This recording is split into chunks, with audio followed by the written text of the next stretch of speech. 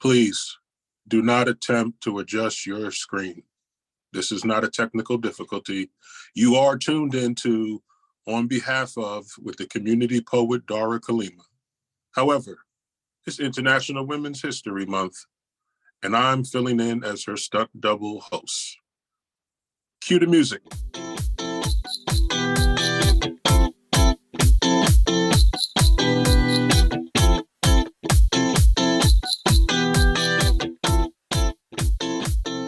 Welcome to On Behalf of, where I, the stunt double for Dara Kalima, M.A. Dennis, will be chatting with the community poet. We're going to do a little bit of Freaky Friday action. She's going to be answering the questions that I ask her. And these questions have not been scripted, so buckle up. It's going to be a wild ride. Bringing to the stage or the screen. Look at her, the lovely, the splendiferous, the magnanimous, the wonderful BX repping, Dara Kalima, the community poet. Look at you. Oh man, those glasses are beautiful. Welcome to your own show. Thank you. Hey y'all, hey. It's a little weird being on the opposite side of this mic on my own show. I've been interviewed a few times, but this is weird. Hey, Amazingness, thank you for stepping in and suggesting that we do the reverse episode for a change. It's been a while since the podcast has been on the air, so it does make sense to come back with a slightly different spin where I'm the one being interviewed for the first episode in a while. So I'm gonna stop talking to you. You do what you do. Yes. Now listen, I just got this gig and I'd like to be invited back next year for the next Women's International History Month. So I'm going to start off by sticking to the script. Tell the folks your name. My name is Dara Kalima, aka the community poet. What are your pronouns? I go by she or they. Okay. Tell us about yourself. I am from the Bronx, born and raised. I've done a lot. I do a lot. My daytime job is that of a fundraiser, but my passions always exist in the arts and the education world. Like I said, I'm from the Bronx. I'm always repping the Bronx. I'm always repping my community, whatever community that is, whether it's the arts world, the education world. I'm always just like, I'm an introvert, right? So people always think I'm mean because I'm always sitting there in the cut quiet. They always wonder if I want to be present. What I'm really doing is sitting there, paying attention, observing, and then getting ready for whatever I got to do next. So that's me in like a few words. I mean, there's more, but I'm an aunt. I got some stuff going on. I got a lot of stuff going on, but that's me. Now, the name of the show is On Behalf of with the community poet. So that means that anyone who is a guest on your show, even if it's you, have to tell us what community they're representing. And I'm going to just ask you, well, you can tell us what community you represent, but I'm just letting you know, I'm keeping a tally of how many times you say the Bronx. So I think we're up to 5 now. So, well, I always represent the BX, born and raised. I'll probably be residing here until forever, and you could just lay my ashes here. That's in a poem. It's probably in several poems. So, in addition to that, are we talking about my community specific, or are we talking about the different communities I'm part of? well, because you are the community poet, so you have a lot more communities than other guests who have been on your show. So I'm going to ask you, give me your 3 top. No, matter of fact, since this is the 50th year of hip hop, repping the Bronx, right? Repping the BX, everybody always talks about what's your top 5. And we'll get into that later on. But give me your top 5 communities. And then also, if it's not already included in what you mentioned, give us the community that you'll be representing today and talking about. So interesting. My top 5. Well, I'm a Christian, so I guess I got to put that out there. But I'm not like that Bible thumping, like you gonna join the church now. I always have that song in my head from childhood, and they'll know we are Christians by our love. So the way I represent my belief in faith is trying to be the best person that I can be. And therefore, hopefully you'll know that I'm a Christian by how I outwardly represent and move. So that's that. So that's 2. 3, I'm a trekker, but like I'm also blurred, I guess. So I want to blend them two together because it's not just track. It is track. It is track. But like I could have a conversation with you about Star Wars too. I have this friend who's all about Star Wars and they swear by Star Wars. They know some stuff about Star Wars I don't know, but I have watched more of Star Wars than they ever have. So I could get down in both of these conversations. But besides that, like if it's sci-fi fantasy, especially if it's on the screen, I may have watched it at some point. I may know what's going on at some level. I'm not the person who can sit there and tell you the different languages and all the details and all this or the lore, because I'm not, I got other things to do with my life. But I will sit here and be able to hang in some part of the conversation. If you say frack, I know exactly what show you coming from. If you talk about a TARDIS, I've taken pictures in front of them. Like I'm with you on some of it. So I almost feel like it's a blurred thing, which is the black nerds. And then there's so that's 3, right? So then I guess I rep I'm part of the New York Urban League, and I was part of the New York Urban League Young Professionals. So I went to Urban League, always an Urban Leaguer, but I'll even extend that further to just like, I'm always representing the Black community. And Black is whatever a Black person is. So even if I don't agree with how some people represent themselves, wherever you are, that's who you are. And Black can be a whole lot of things, but I'm representing for my people, even if my people don't represent me, even if they don't need me to represent for them. I'm always my brother's keeper. So I'm always representing for us. And then, I'm not saying I'm repping for women like a feminist, but I guess I'm a womanist more so, which puts me back into the Black women space. Or I'm down for anyone who really is about equal women rights and not just about like white women's rights, because there is a difference. And so I think it was at 5. I guess that's 5. But there's so many other things I do. Like I'm a crocheter. I'm still trying to get my community going on that. I do a whole lot of things. I'm a theater kid. So I went to a comedy show the other day, and this guy was talking about his high school and how the cool kids were theater kids. And I laughed through his entire set. Why? Because everything that dude said, and it's like a white guy from somewhere. I don't know where he's from.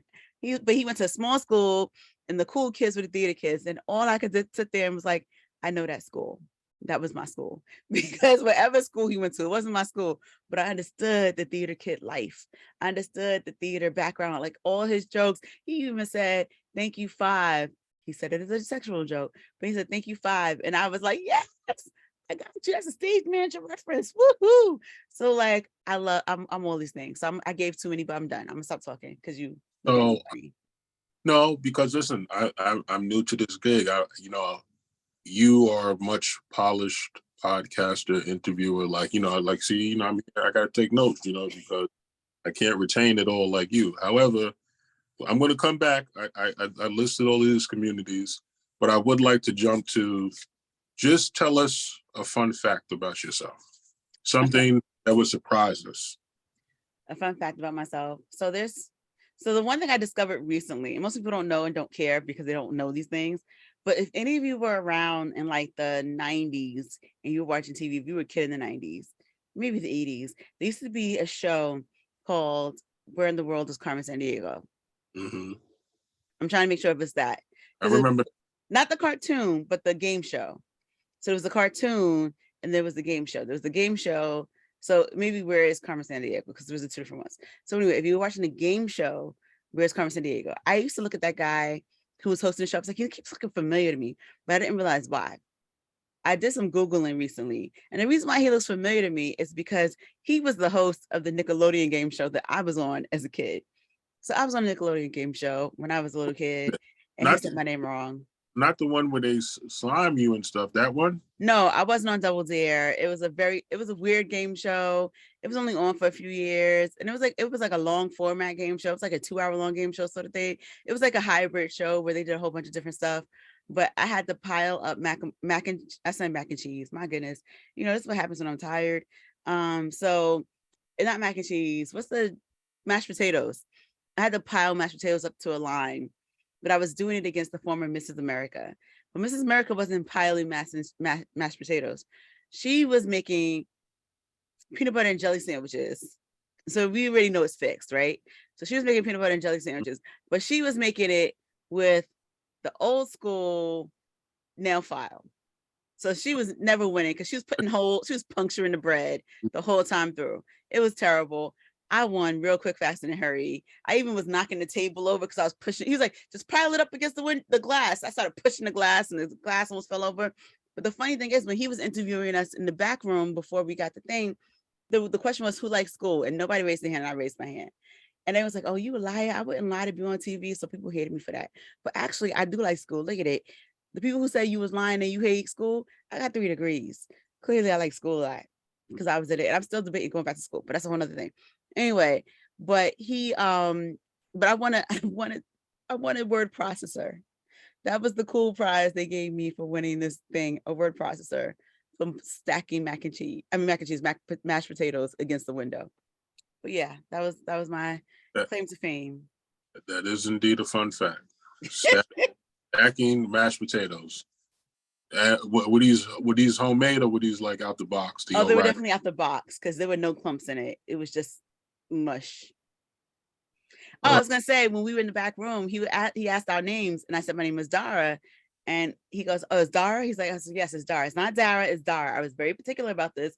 I made sure that they understood my name was Dara, and he wrote it down with the pronunciation. We got on the screen, and he goes, "And Donna," and so this in the video, you see me go. Middle of it.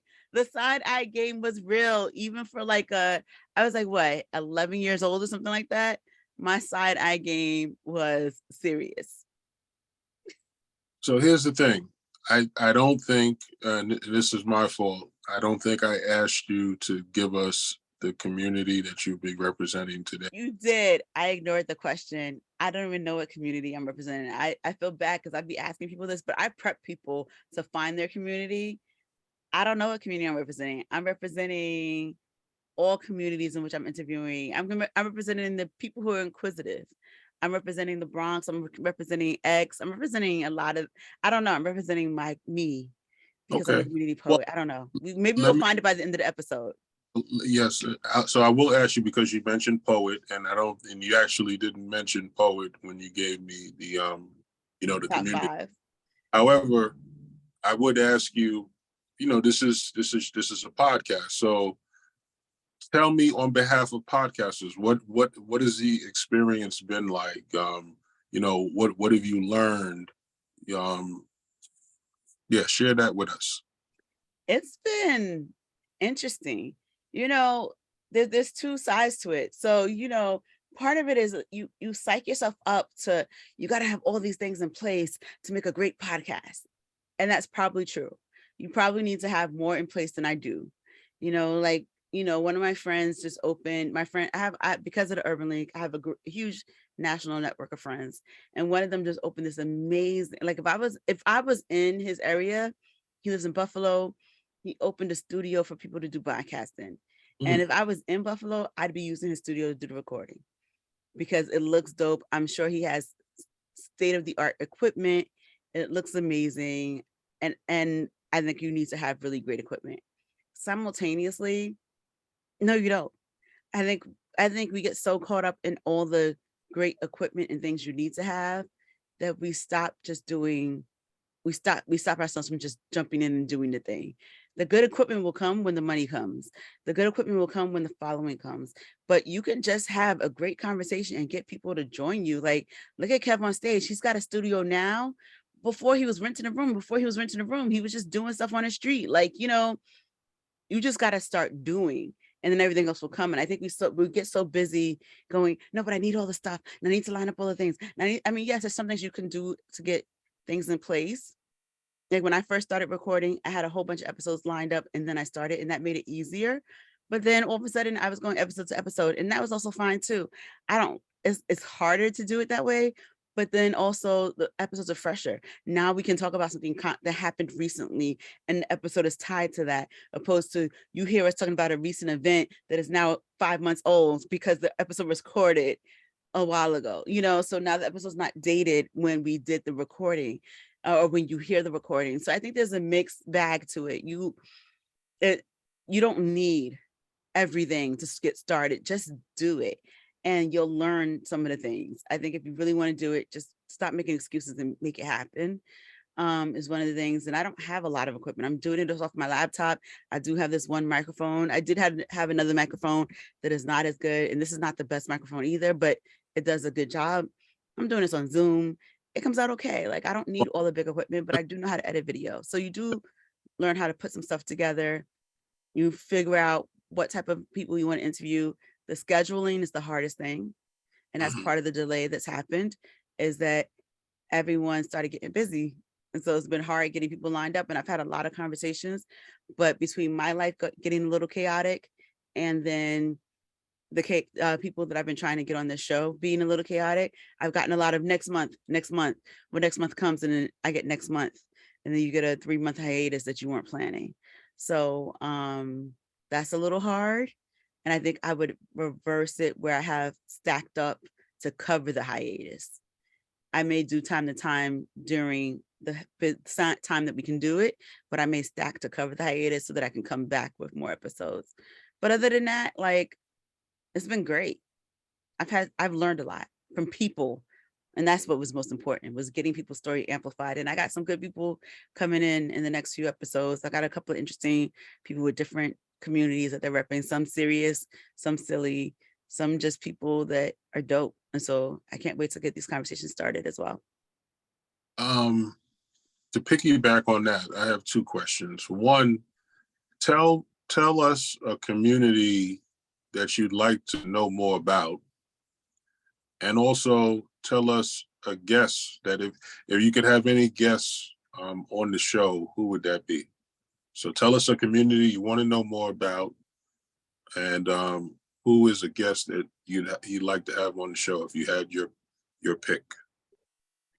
So in terms of a community, I really want to get someone from like a disabled community here, because we don't amplify their stories enough and their experiences enough. The problem is not as one, I acknowledge that I'm not doing a great job on being super inclusive. Like when I do stuff online, I don't have subtitles, but you can get subtitles depending on where you're looking at stuff. So there's some of that's already there in the tools that are out there. But then also some of the people that I've been trying to get to, they're either too big, or I'm too scared that they're too big to talk to me because they may want money that I don't got. Or they have had some health issues that have made it a little preventative to get to them. So there's this mixed bag of like trying to get to them, trying to work around their schedule, my schedule, their needs, to be able to have these conversations, or having someone who can engage in a conversation in a way that is a viable one. Like I have friends who are disabled, but if they can only type to respond, it's a little hard to have the podcast then. So trying to figure out how to have a representation that is enough that can be heard. And not every disability is the same either. So, trying to figure out how to do that, because I definitely want to, my grandfather was blind. So, but blind is not the same as living with MS. It's not the same as living with anything else that can be more debilitating, or things that make you unable to speak at all. So, but I also wanted to be an interpreter growing up. Well, unless you're someone who's verbal with sign language, then that's not someone I can necessarily interview either. So you have to have an interpreter. And so like it's a little, and as a small person, I don't know how to get to those people or how to do that properly yet. So that's something I would like to amplify some of these conversations too. I don't know how to yet. But I definitely don't want to exclude anyone from communities in which they want to discuss. So I got to figure out how. and maybe it's just in time when I have better skills and ability to do so. Um, but it is in my mind because I want to I want this podcast to be a serious one and a silly one. Like we can talk about cat lovers and we can talk about, you know, any random interest that you have. We could do the crocheting one. And I'm not saying that's a puff piece because it could be crocheting saved your life, you know. But then I also want to talk to people who are doing like to me, having that conversation about anti-racism was big. Having the conversation about Black fathers was big, and having the conversation with somebody from the Sikh community was huge, you know. So wanting to have the mix of conversations. I love the conversation with the circus clown, but like not everyone else wanted to watch it. But like having the mix of conversations, I think is cool.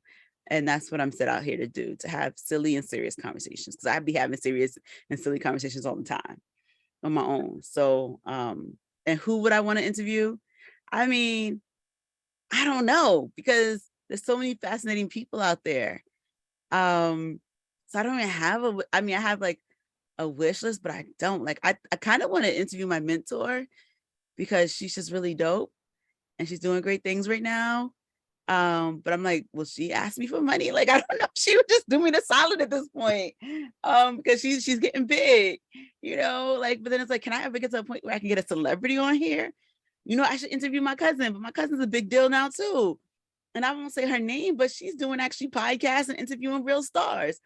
Mhm. Like, would she do it? Like, I don't know. And like, I don't want to, or like, can I interview my aunt, who's also somebody big? Like, I know big people, but then like, are they too big for me now? Because I'm just a little small fry. Like, would I get a family hookup, or would they just be like, nah, you still got to go through my press agent? Well, I don't know. I'm at, and this is a hypothetical question, so none of that really applies. So, you shoot for the stars. Shoot for the Ba- stars. Basically, tell me someone that if they were on your show, if you were interviewing them, it would just give you absolute joy. NDRE. Thank you. You see? There we go. Now, since everyone's listening, let's not assume that everyone knows who India Ari is. So, if you had to give an introductory song, just a song to introduce someone to India Ari, what song would you give them? So the song that everyone loves by her right now is I Am Light. And it's not I even my favorite song by her, but everyone else's favorite song by her. And I think it's because it's really singing to the soul of like, I am light. I am light. Like, you are light. I am light. And if you're saying that to yourself over and over again, you just feel like I am light. Um, and it could be either light as in ambient light, like light, or light as in like light as a feather. Like you, however you take those words, right? Like, I am not the things that are burdening me. I am light. I am like, and you know, somebody started playing it at one of my retreats, and that was like, yo, that's dope. And everyone wanted to know more about her, you know? And that, I think the reason why I would do I Am Light more so than like video, and I used video in a video that I just did recently, but I would do I Am Light because I think especially during the pandemic, everyone's on this like quest. We're all on this quest for peace. And I Am Light is a peaceful song. It is giving you a little bit of that to it, you know? And NDRE is always reflective. She's always in her skin, even if she's not always, she's always real. Like, I love NDRE. So it would be NDRE. Or it would be Dr. Raquel Martin, because that woman is serious. No joke. I love her. I love her Instagram presence. So she would be like the next person I would want to interview, just because she's no joke. I think we would be friends. She may tell me about myself, so I may be afraid of her, but I think I would enjoy. I would enjoy her telling me about myself. So yeah. Now, you know, I'm trying to do my best to emulate you, but you know, I'm not on your pay grade. I'm only a stunt double, so I got to try to find my own little niche here. So what I'm going to do right now is I want to do a little kind of speed thing, a little rapid give and take, so to speak. So, like I said, I've been taking meticulous notes. So, with some of the communities you mentioned, I'm going to just ask you. I'm going to say the community, and I want you to just give me like something that you're proud of the community about, and something that frustrates you about the community. And the idea here is I want to just kind of just keep it going, like kind of like pop, pop, pop, pop, pop. Mm-hmm. So whenever you're ready. Ready. Lay them on me. Christian. Oh, the hypocrisy is such a problem. Such a problem. But when we do it right, there's so much love. Okay. Trekker community. The hypocrisy is such a problem. I see a theme here. There's a theme here. But when we do it right, we are getting close to what Gene Roddenberry viewed. Okay. Oh my God. Let's see what happens with this one. The Black community. No. We are so beautiful. We are so beautiful. Oh my gosh, we are so beautiful. Even when we are ugly, we are beautiful.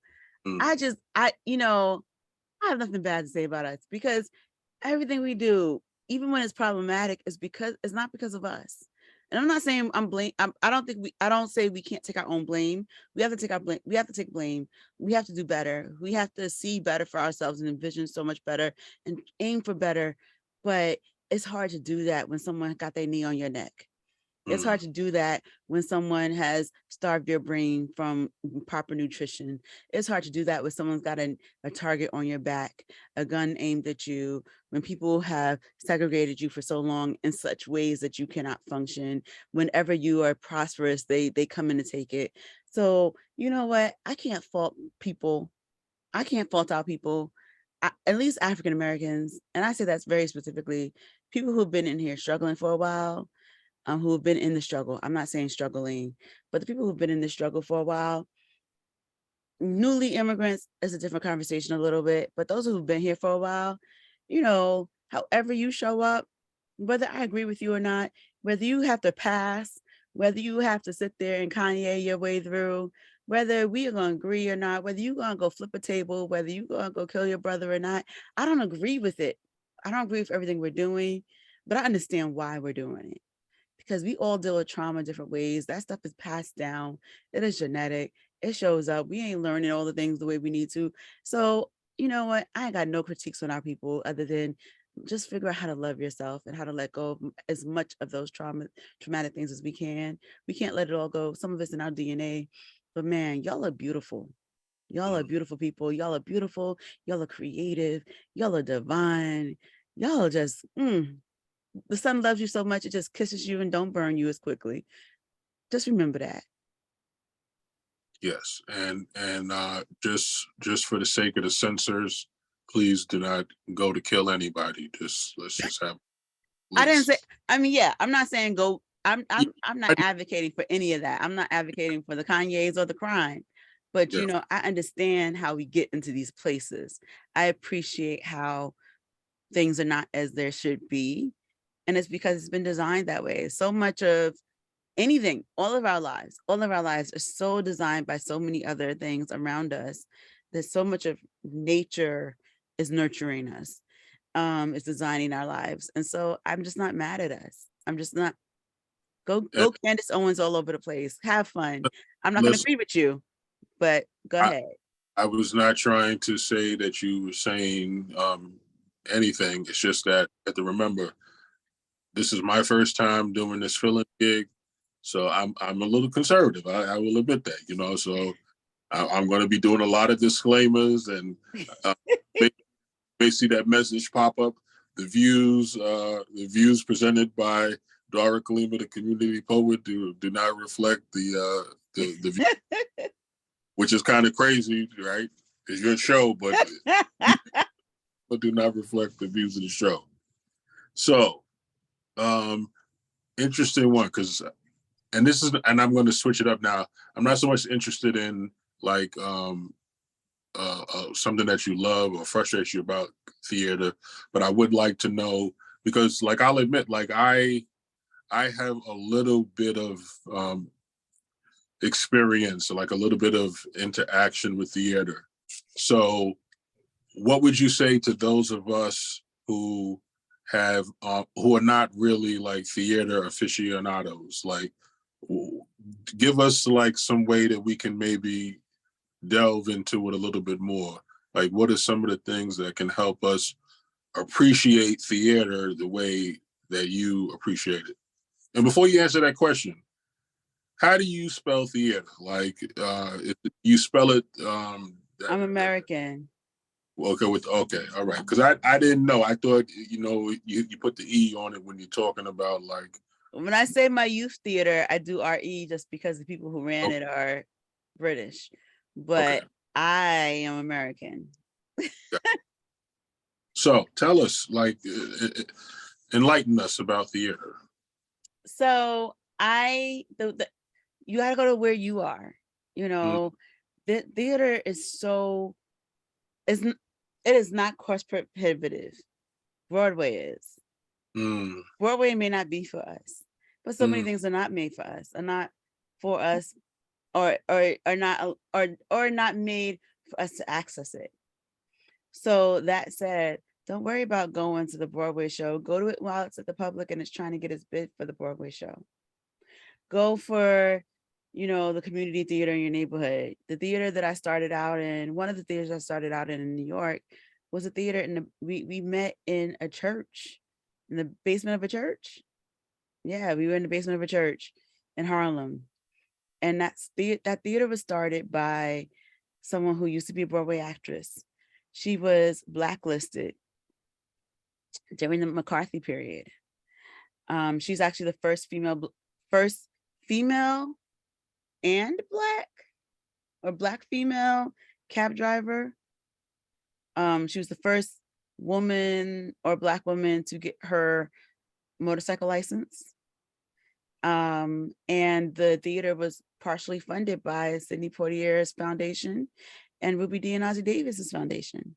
So, and we weren't doing amazing work, but like one of the plays that were put up there was put up there by the wife of the late, but her late husband wrote a play that was performed by, it was called The Old Settler, and it was done by, what's their names? The sisters, Claire Huxtable, Debbie Allen. What's Claire Huxtable's real name? My brain's Felicia Rashad and Debbie Allen. And so it was done by them. So like, it wasn't the version that was done. I mean, it was the same play. It was done into a movie by the two of them. But like, I would go to the opening shows and Sidney Poitier was never there, but Ruby Dee and Ossie Davis was. So they would always be at the opening show. And so, our tickets were like, that night was maybe a little bit more, but our tickets were like $15, $20 to go see some Black theater and see a message for us. Not everything is a Chitlin Circuit. And even the Chitlin Circuit is not bad. And the Chitlin Circuit is like where it starts with like Tyler Perry, but think about it. Tyler Perry is who? Think about what Tyler Perry has done. And I'm not particularly an advocate for Tyler Perry, but think about what Tyler Perry has done from Medea in little theaters in the Chitlin Circuit to now owning this biggest lot, doing what with his funds and money and who he's funding theatrically and film wise. So I think the thing here is that you have to consider, really, that you don't have to go to the big place. Support the small places because there's stories there for us. It's our faces there. It's our stories. It's our community.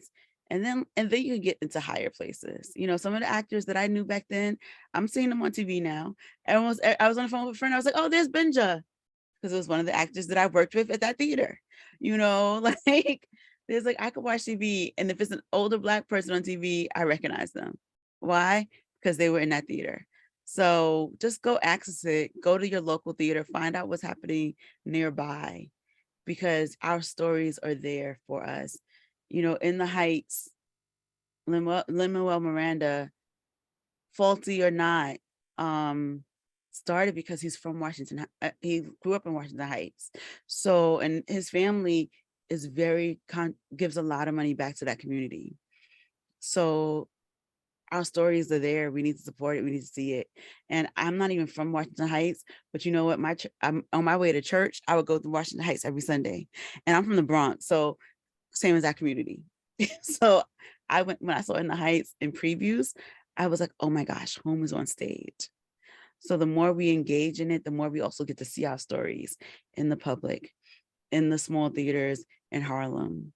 And some of our stories are really amazing. Some of the things that we're creating, magnificent. So let's go support it. Now, I have a question for you, because I'm assuming that a lot more people who haven't really like, you know, maybe they've dipped their toe into the theater pool, you know, just dipped a little big toe in there just to test it out.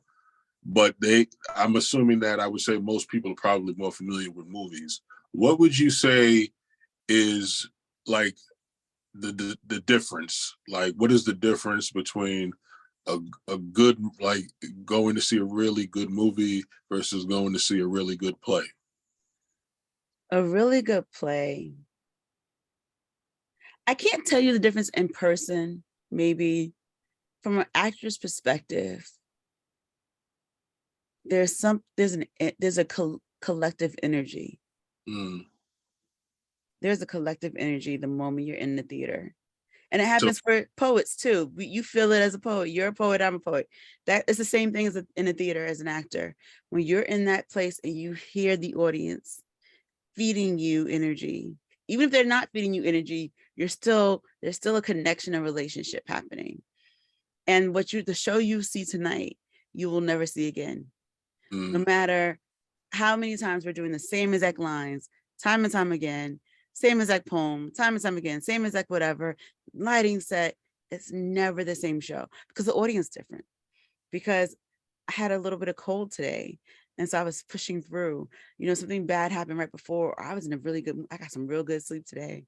You know, whatever it is, the show is always different. So that little bit of difference, that little sense of urgency that's different, or a little bit of, I was doing it by rote, whatever that is, the show is so, once those lights go up, you have no choice but to be present.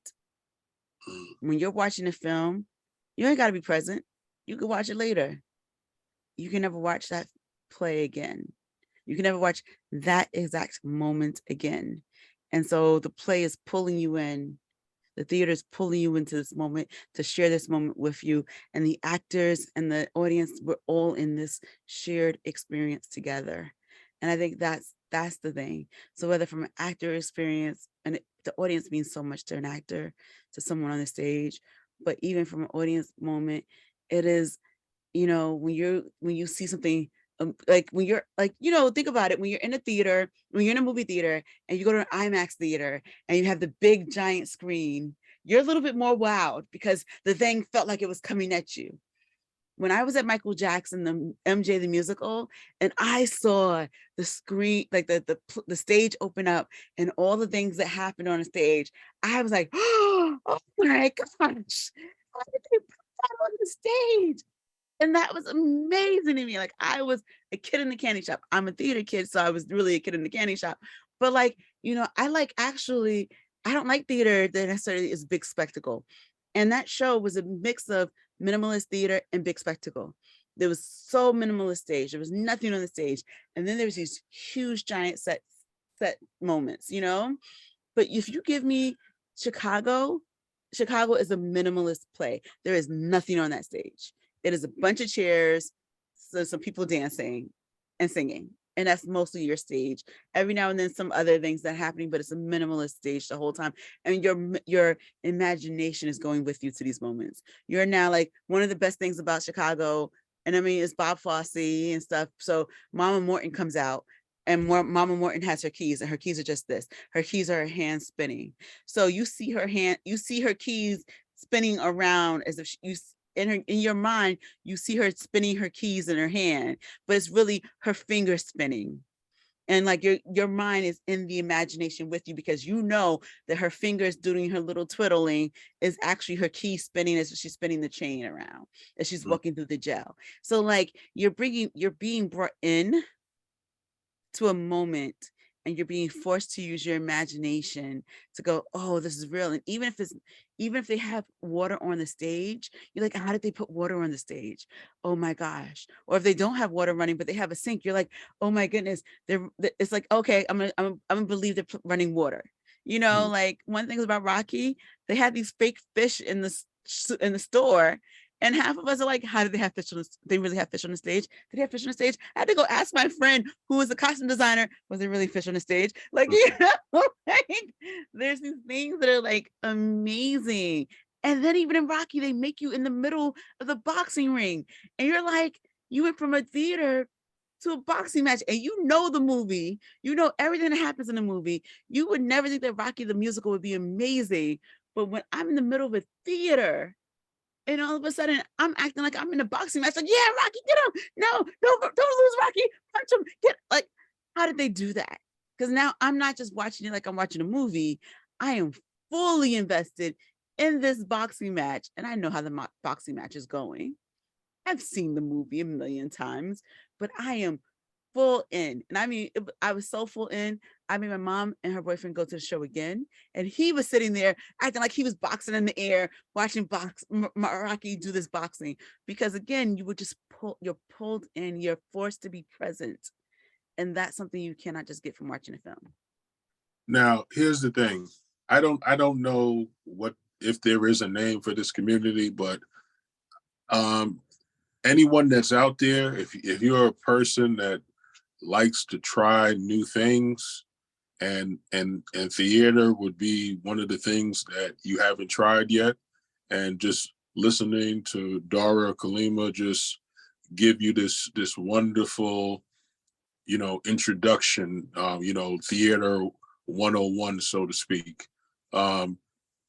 Please, first of all, how can, if someone is who's listening now, if they're interested, if they feel like, wow, I have a community, I want to rep my community, or, I want to come on and talk about how I took notes too. And, I went to see Rocky, the play, and I went to see MJ, the musical, and I'd love to come on the show and have a conversation with you about it. How does that work? How do we do that? So you just have to find me. Like if you're watching this podcast, leave a message me somewhere. Dara Kalima, go to my website, Dara Kalima. If you there's a link on my website to just to contact me. If you contact me there, you can easily, I respond, unless it's a junk message, because I do get a few of those, but I respond to any message left on my website. And we will get you on the show, because I want to know more. Like if the conversation is coming up. I have a entrepreneur coming up. I have a social worker coming up. I have a magician coming up. I have a lawyer coming up. I have a couple of different conversations. There's a poet from like Europe that's coming into the conversation.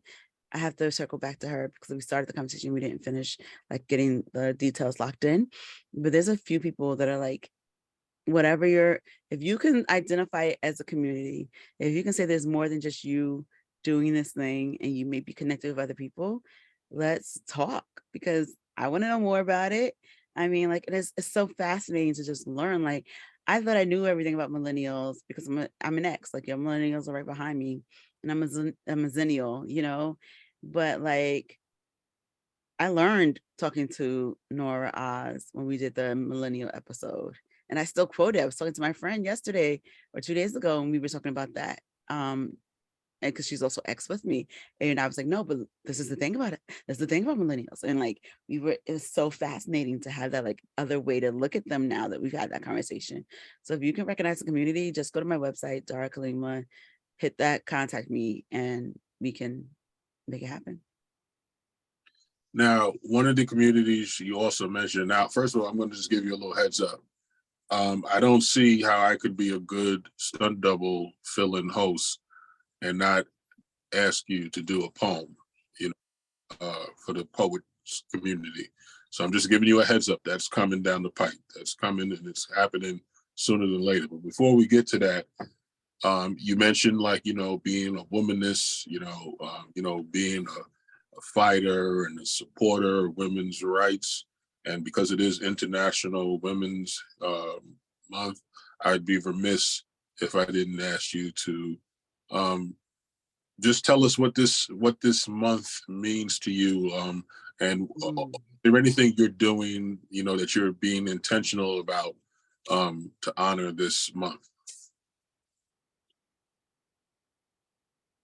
This month is always funny to me, because it's always right behind Black History Month. And so usually for Black History Month, I spend the month dedicating it to like either like, important Black figures in history, important people who invented things, but not the things that we all talk about. We always talk about like the street light because of Lewis Latimer or such, but or we'll talk about Carver or such, but like I'll talk about some things that I didn't know about or that I can find, and I'll amplify that, or I'll talk about my family because they're my history.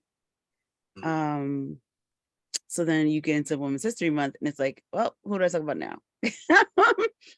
And then I tend to fall off a little bit, or I'll talk about women in the same sort of regard, or I tend to skew towards like Black women just because of who I am. I'm not doing any of that. And I didn't do anything last month, really. I think the only way, but I appreciate, and I'm not seeing as much about women and what we've done and contributed, which is, I may have feelings about that. I don't really know. I don't have time to have feelings about things right now. What I do focus on, I think, is this month. I mean, it matters because women have done so much, but I think it's always important. And I think the reason why I do focus down and double down on, Black women more so than any other women, it's not because I'm trying to focus only on Black women. It's the fact that usually and oftentimes when we talk about feminism, it's always to a white standard. But the fact of the matter is that Indigenous women, Latino women, Asian women, Black women all have worse situations than white women. But we always do things to the white standard, or the white standard always skews the numbers to a better place. And so that's why I'm always very clear to focus on a different situation. So like, we talk about equal pay day. Well, I think equal pay day is going to come up any day now soon, but really for Black women, equal pay day is in November or something like that. Oh, no, we're not November. We're 7 months in. So like July or something like that. I don't know. We're several months after. And then even like Latina women are right after that. No, Indigenous women are right after that. So like I looked it up a couple weeks ago, and I don't remember anymore. I think it may be November, and then that means that they're like June. I mean, no, they're like October or something. I mean, I think we're September. Yes, we're September this year because I was like, oh, it's my mom's birthday. So equal pay day for Black women are like September. And then that means like, I think Indigenous women become November or something like that. And that's insanity. They're like, we have to work a year and 9 months and 11 months to equal the pay of our white male counterpart. But we'll sit there and go, happy Equal Women's Day, Equal Women's Pay Day. And we'll do that in like April. But that's not every Equal Women's Day payday. So I like to amplify other women on purpose because we're not really giving the real picture. Like when we talk about, yay, you all get to vote. No, we don't. That day that we all celebrate is a day that we all get to vote. It's not the day that we all got the right to vote. And so again, I'm always very like clear about those things. So Women's History Month is sort of a funny one for me. I'm always like, well, who are we amplifying this month? But then I think this month, particularly because of the things I've been going through, I'm just trying to relax. I can't relax. I don't have time to relax. I'm trying to take care of the women in my life. I'm trying to take care of me. I'm trying to take care of my mom.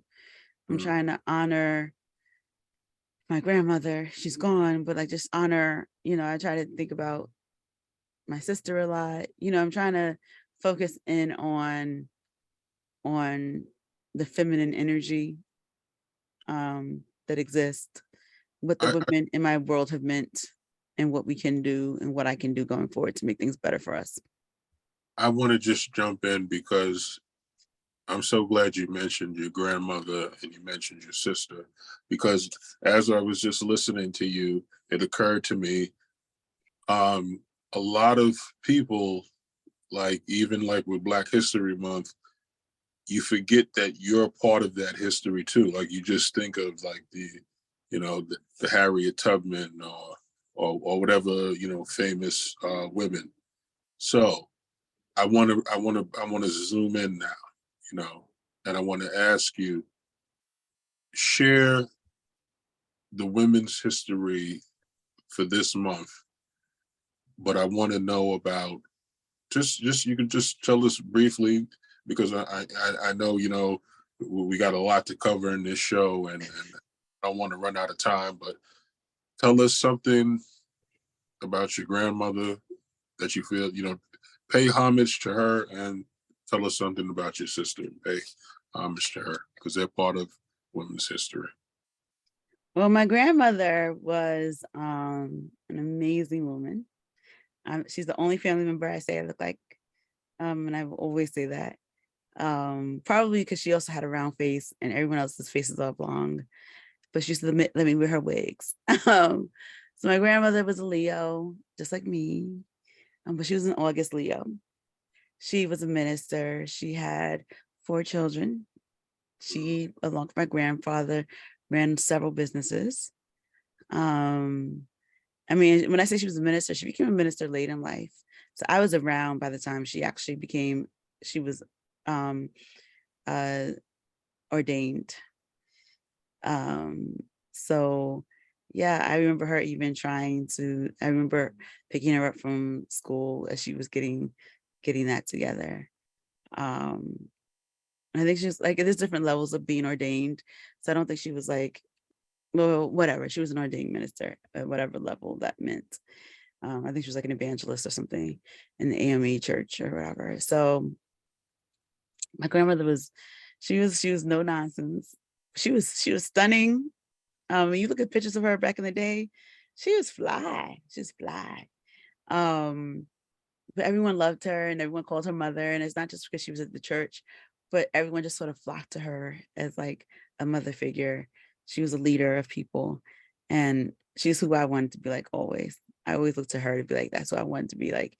And so my mom used to have to fight people off because they would always say, no, she's my mother. And she had to be like, no, actually, she's my mother. Like, I need y'all to back off. So yeah, she's a class act. She's a class act. So that was my grandma. And My sister, huh? your sister. Yeah. Oh, my grandmother's from the South. I'll just add that. My grandmother, I think she was born in New Bern, North Carolina. But she was part of that Great Migration. So her, like half of that family was from the South.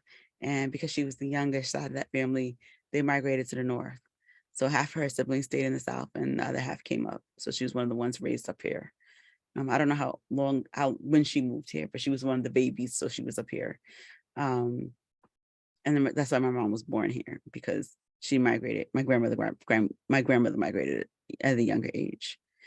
Because she was too young to be independent in the South. So the older siblings stayed in the South. The younger siblings migrated north. So my sister was 10 years older than me. She was a lawyer, mother to 2. She was at one point regional president of her BALSA, Black Law Students Association. Black Law Students Association. I was like, what does BALSA stand for? So she was running things when she was in law school. She graduated as valedictorian in her high school, in an all-white high school. So that was huge. And then she was like summa cum laude or magna cum laude in college. Like she's a big old giant brain. That's my sister. She couldn't be stopped. She was too smart. She was wild. She's the reason why I wear cat eyes, because she loved her cat eye glasses, but this is before cat eyes were really popular again.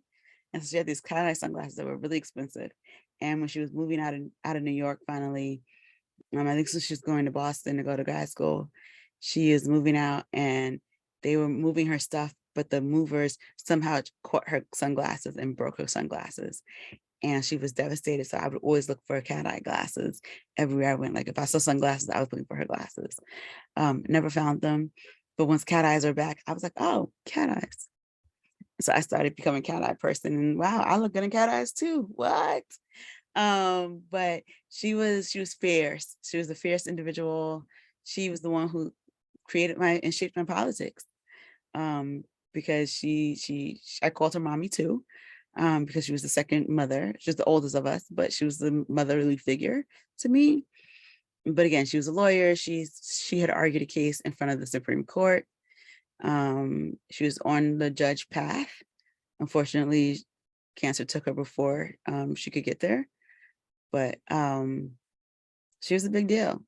She is a big deal, and she was going to be a bigger deal. But she was too big of a deal for this place, so she had to go on to other places. But that's my sister. Well, I'm going to say that she's definitely still a big deal because she's still living through you. And thank you for honoring her. Thank you for honoring your grandmother.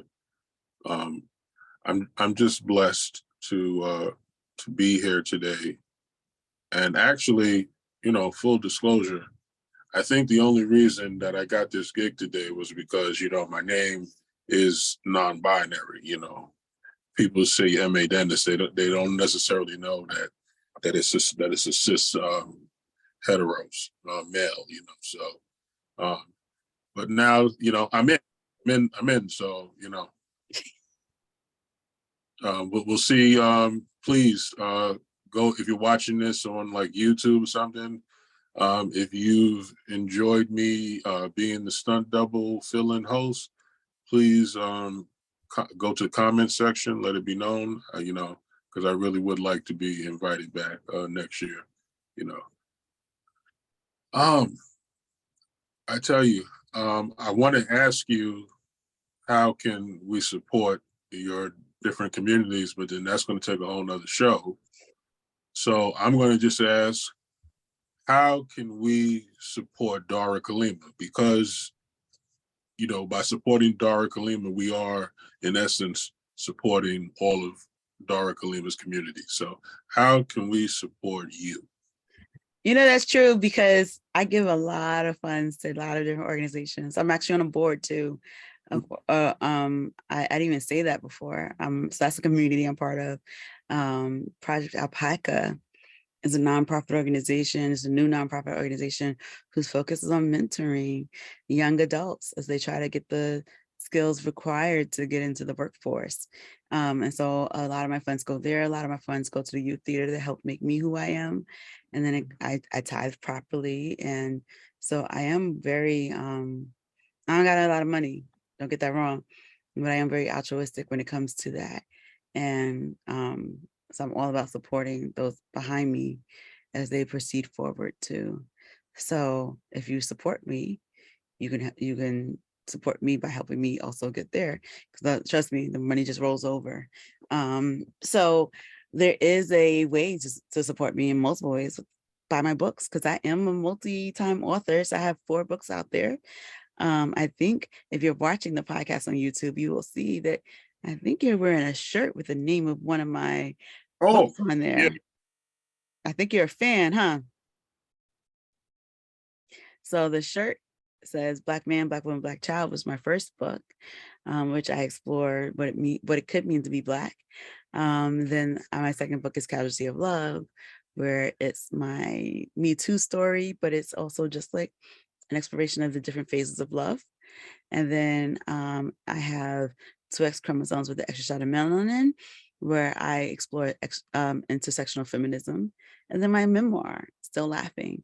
So if you're not into poetry, but you just want to know more about me, you can find out more there. You learn more about my sister there too. But Also, you can support this podcast. There is a way to subscribe to it financially. So you can become a monthly subscriber for this podcast, and that will help me too. As much as I said it's easy to do this or not easy to do this, jump in and do it. It does take labor. It does take time to get people here. And at one point, I would love to, like, support the people who are coming to the show. Can't do that just yet other than amplifying their names, but I have bigger plans and ideas, and sometimes things have been calling in favors, but at some point I may want to do a little bit more than that.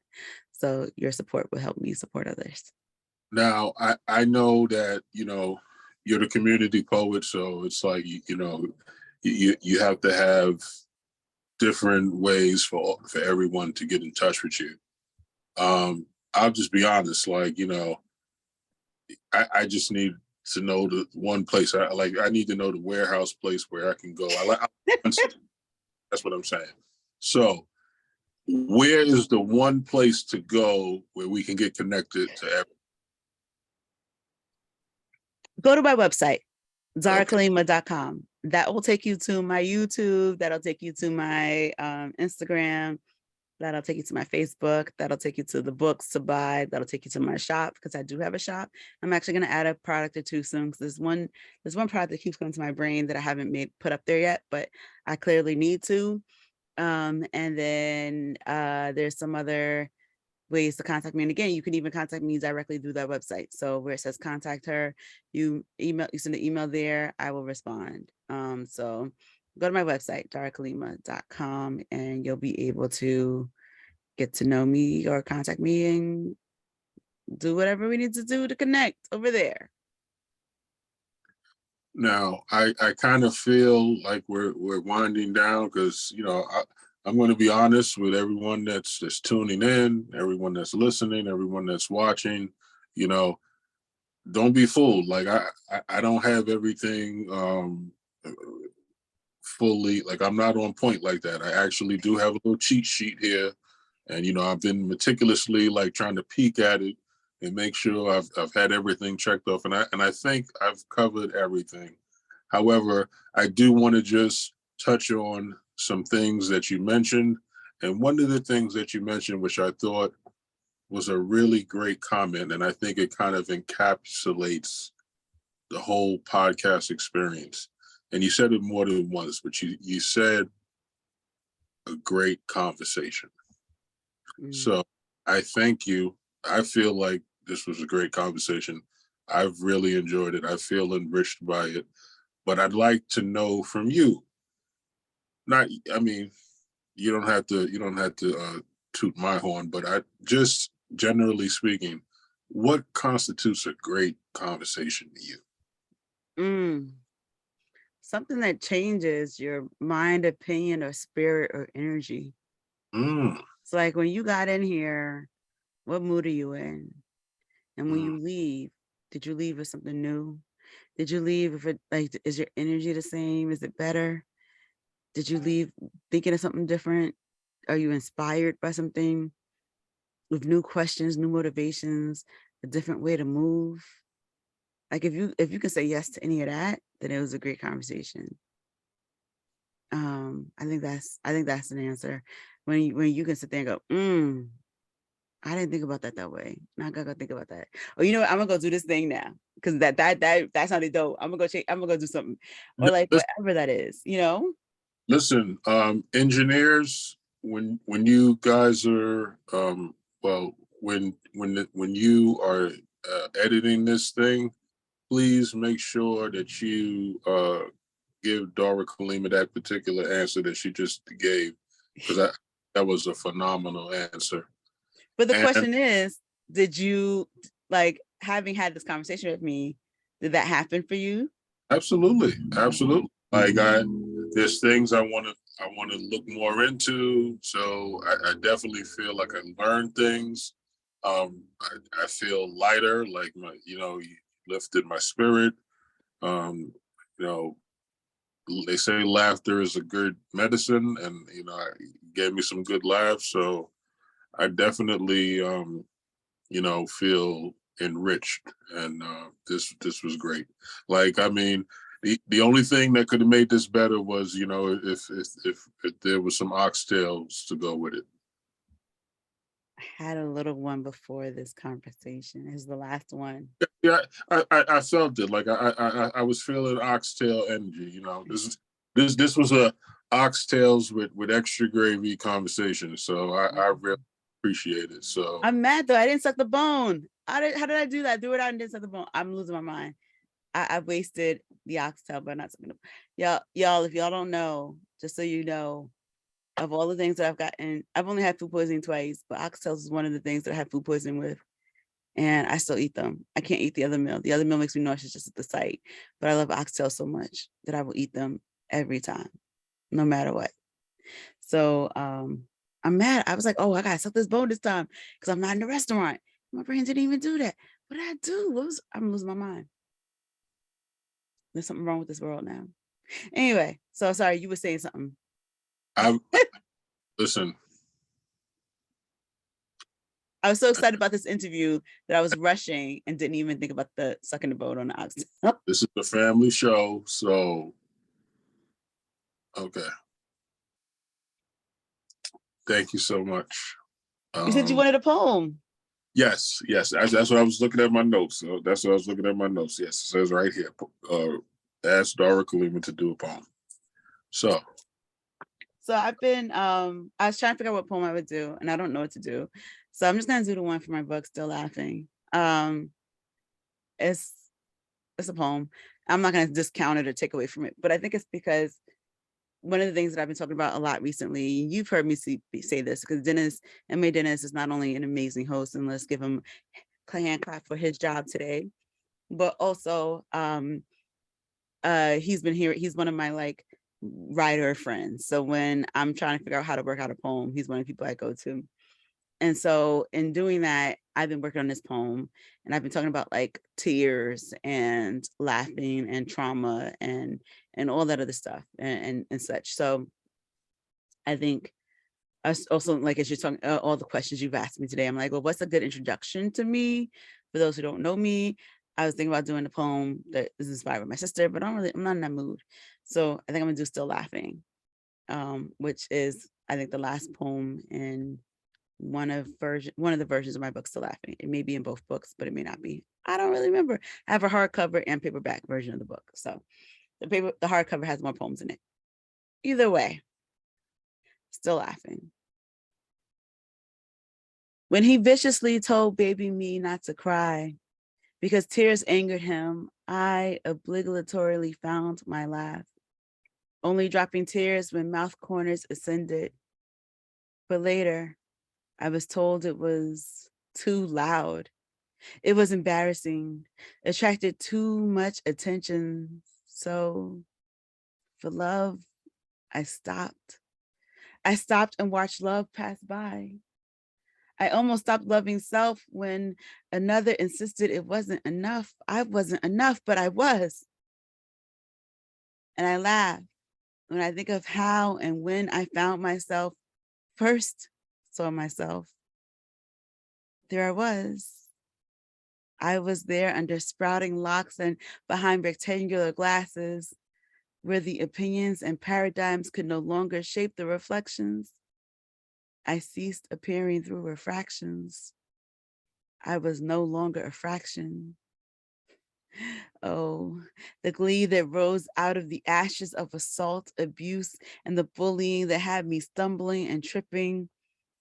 I took a trip down memory lane, followed elbow scars to surgical marks, and traced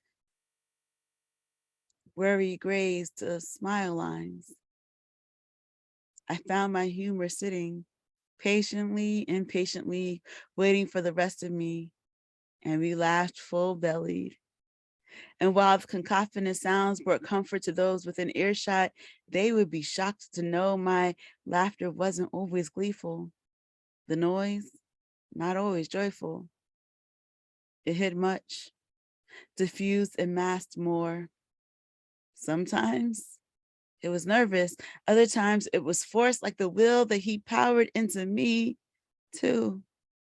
The laugh was always complicated, as was I. I apologize to the ligaments for the predicaments in which hard steps and knocks led us to. I reconciled with abandoned tears, promising them their due time while reclaiming my long forgotten shine. As I heal wounds, I take stock of the journey before me while reviewing my history. I never thought when I heard the two shake the room with laughter, I'd do the same. It's insane the bad and good one unwittingly and unwillingly inherits. Was it the nature of our genes? Or the inherent jubilation hidden between the moments where others burglarize my sanctity? I do not know, but I hope my saints cover me, hover over the moments I forget who they helped me to be, for I am not who I was. I am not the small child whose emotional expression was murdered. I lay flowers at the grave of those who tried to bury. I lay flowers at the grave of who others tried to bury. And I shower joy on the child who never lost her elation, celebration for the person she has become, that I have become. Though still struggling for comprehension of these contradictions, I found peace in the storm life tossed me in. And I laugh for the parts finally reconciled or that reconcile themselves with the uncertainty of what tomorrow holds, knowing the past made them, us, me, bold. I laugh hysterically, maniacally, painfully, passionately, and freely. I learned to laugh back then. I laugh still. Yes, yes, yes, yes. I think that was perfect poem. Um, so much of what we discussed, I could hear pieces of it in the poem. And to those of us who are not from the Bronx, when you hear Dara Kalima mention all of the different types of laughing, please do not take that as a sign that you should go to the Bronx and take pictures by the quote unquote Joker steps. Okay. Please don't, Okay. unless you want to laugh I, from agony after I, being stabbed I for. even know that's a no go. Okay. Don't think that that's a sign she was talking about laughing. I should go finally to see those Joker steps. Don't. We don't want you there. Thank you. Now, what I would ask you, because I feel like we've covered a good amount of stuff. I feel like it's been a great conversation, and I'm pretty much full.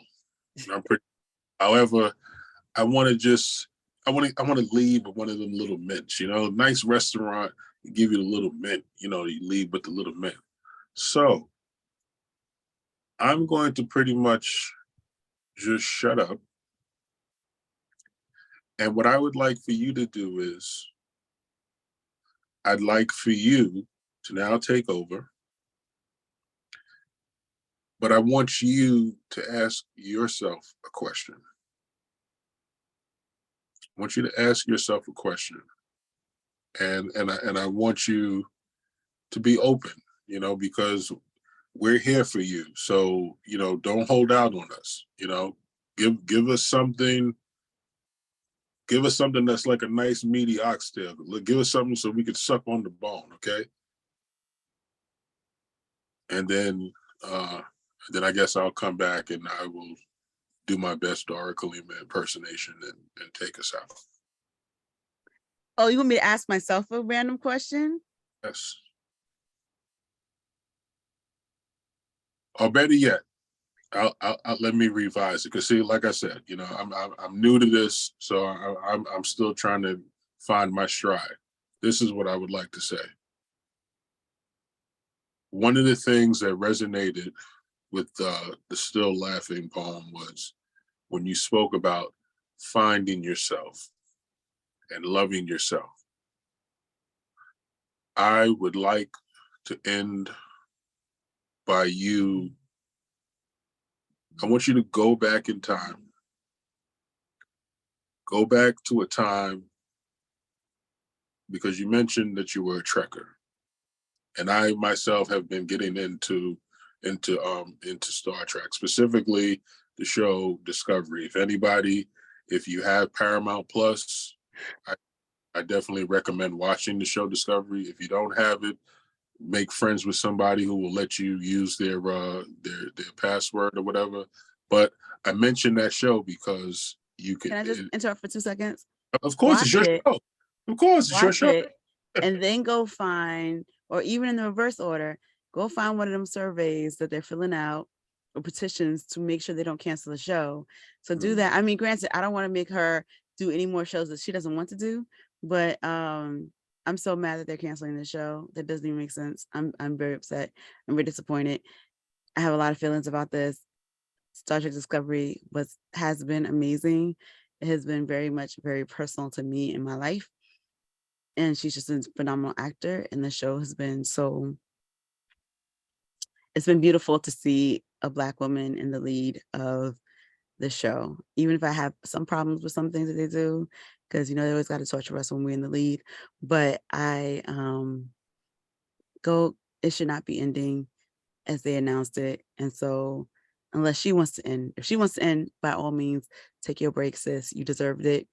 But if that's not her mission, not her goal, then we at least need 2 more seasons. So go sign that survey, go sign that petition to keep Discovery going. That's just me and my 2 cents because I love the show so much. But I'm sorry. So Discovery, and you were saying continue because you're learning about time travel and all that other stuff. That is one of the themes in it. So what I'm going to ask you to do, Captain Kalima, I want you to fly back into the past. Mm-hmm. I want you to find Dara, who was lost. Dara, who wasn't loving herself. And I want you to talk to her. You mean Dara from like 3 weeks ago, maybe? If that's what, yeah, listen, keep it real. Yeah, if it's from 3 weeks ago, listen, I'm so glad that you said that because it needed to be said, because there are so many of us. And here it is. I'm gonna be, I didn't anticipate on saying this, but I think it should be said. So I have a son. I'm not going to say his particular school. You know what school he goes to, because it's actually your alma mater. So that's my little clue. If you want to find out but anyway, a young person took their life. Wow. Right. And when you see the pictures and you see the smile, you wouldn't think, you wouldn't think, oh, that young person would do that. So I'm so glad that you were transparent and said that, yeah, 3 weeks ago, that Dara was lost 3 weeks ago. 3 weeks ago, Dara was going through a moment where she didn't love herself. So let's just jump back 3 weeks. Talk to Dara from 3 weeks ago. What are you going to say? I mean, I don't know what I would say, and I'm not going to try to be crying on my own show like this, but I'll just say that, so last night I had a dream. Literally, last night's dream was that I was, so I hate roller coasters. I don't like dropping. I don't mind spinning. I don't mind turning. I hate dropping. And I hate old school roller coasters. I hate the old wooden ones because it feels like nothing like an old school spanking. Like they are not made to reduce how much you get hit. So I hate old school roller coasters. And so of course my dream was that I was getting on a roller coaster and it was the old school roller coaster. Old school roller coasters don't ever feel like you really braced in because it's only the one bar over your lap and you're not really like in there. You don't know you really, really protected. And for whatever reason, nobody wanted to sit in the front with me. And I didn't want to sit in the front, but the way it lined up, I was the front seat person. So I was in the front of the roller coaster and it was the old school roller coaster. Nobody wants to sit in front of me, but I had like a friend in the next row. And I was like, you don't want to sit in front of me? They're like, nah, you got this. You got this. You got the front row. It's all good. It's yours. I said, but it's the front row. I hate the front row. And I was like, I got it. And I'm like freaking out in this dream of like I'm like trying to make sure the bar is locked in, and I'm holding on to the bar because I'm terrified. And we start pulling out. And and then I woke up, right? But like, there's some things in there that is still gonna keep going. No matter how scared you are, it's still gonna keep going. Life is a roller coaster. But there were friends behind me too. They were in the next row. And so I think there's some, I was like, well, look at my dreams telling me all sorts of stuff when I wake up, you know? And so I think I would say to her, just like, you know, this sucks. This moment sucks. This season sucks. But it's just a ride. And the ride will stop at some point. And not every dip on a roller, like the first dip is the hardest one on the roller coaster. That's the first high. Like if you know physics, you ain't gonna go higher after the first one because the first one's the one that's gonna do the most in physics, right? So, you know, you just gotta get through it. You just gotta get through it. You just gotta hold on to that bar. You gotta listen to your friends talking to you. They right behind you. They got your back. They in this with you. They may not be able to be in the front row with you, but they in this with you. They got you. And yeah, it can be scary, and yeah, it can suck, and yeah, hold on to that bar because it's terrifying and it's not going to be easy. But you look fly. You put a lot of glasses to make yourself look good and feel good. You got people who love you.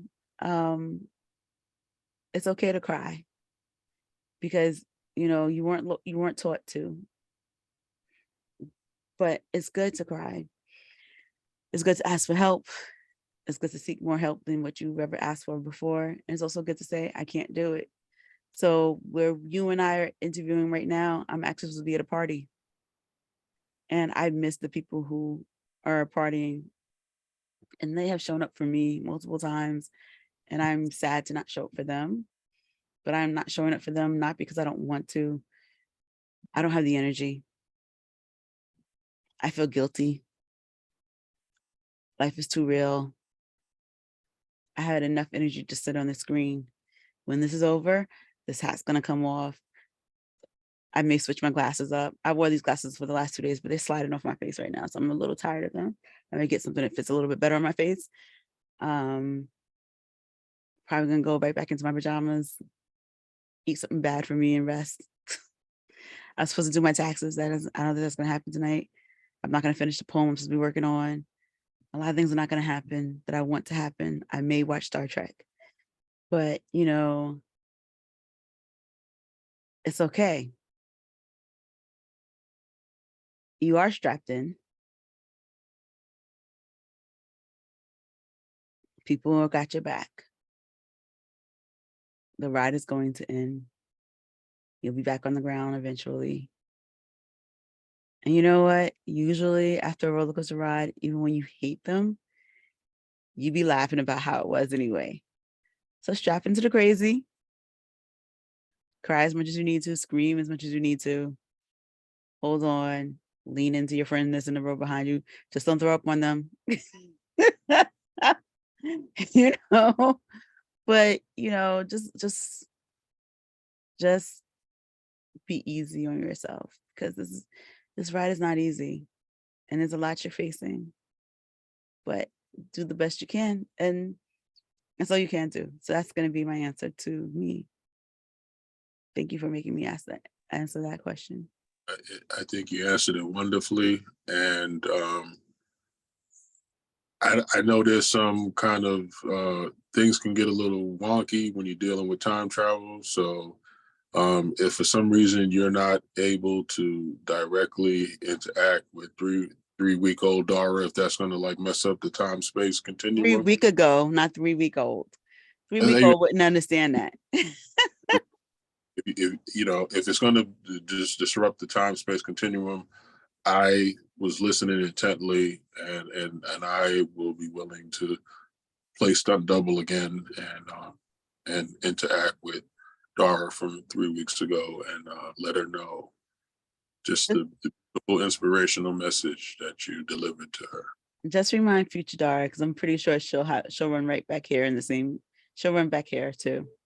So remind future Dara that she said this. The roller coaster ride continues. It does. And with that said, I thank everyone who has tuned in for this episode. I hope that you have enjoyed it just half as much as I've enjoyed this, because if you have, then that means you are full and you're smiling. And you're going to go visit the Bronx at some point because it's right up there with Disney World, but you're not going to go hang out on the steps. Exactly. You're going to leave this great conversation changed in some way, shape, or form. But now I want to know, how many times did I say the Bronx? Did you keep track or did you lose track? I lost track. Said it a lot. You know, if it wasn't for the Bronx, this rap probably never would be going on. If it wasn't for the Bronx. So thank you, Dara Kalima, for repping not all of your communities, but for repping a record number of communities. You definitely have the record for most communities repped in a single episode. So congratulations for that.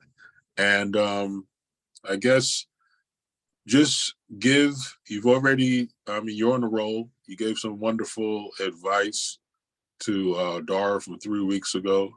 I'm going to ask you to just give us, those of us who are here in the present moment, just give us a nice little nugget, like a notable quotable. Like give us a bar, give us a hashtag bar to close out the show that we can take with us, that'll be in our mind, that we'll think of, and it'll always remind us of this episode.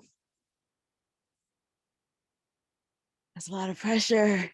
I can't even think of anything, but I'll just say, at the end of the day, just do your best. Like, this guy told me once, and it's on my desk, just do your best in 10 years. It doesn't matter. That's all that'll matter. It's just you did your best. Like, the details don't matter in the end, is what he was essentially saying. So do your best. And there's more people cheering for you than you realize.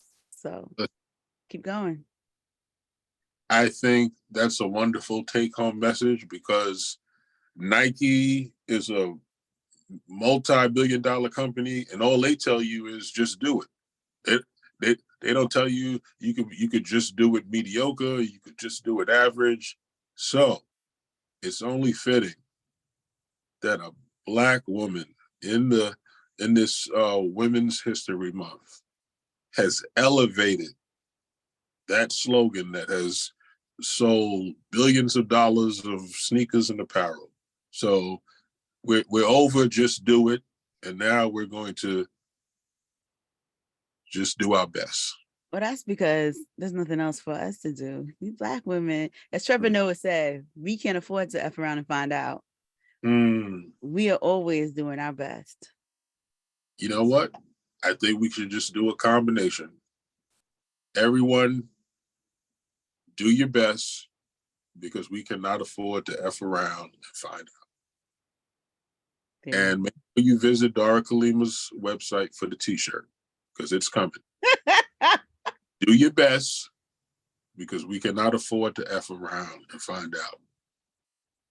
Thank you, Dara Kalima. It's been a pleasure allowing me to be your stunt double fill-in. I hope that I've done you a modicum of justice. You've done a great job. Thank you for stepping in and kicking off this season, this series, this post-hiatus time in a wonderful way. I appreciate you always. And I only ask you, can we just get just a little bit more of the music? Because I am a loyal viewer of the show, and the music is so wonderful, but it always. Always. And it's made by a woman, friend of mine. So no doubt it will take us out.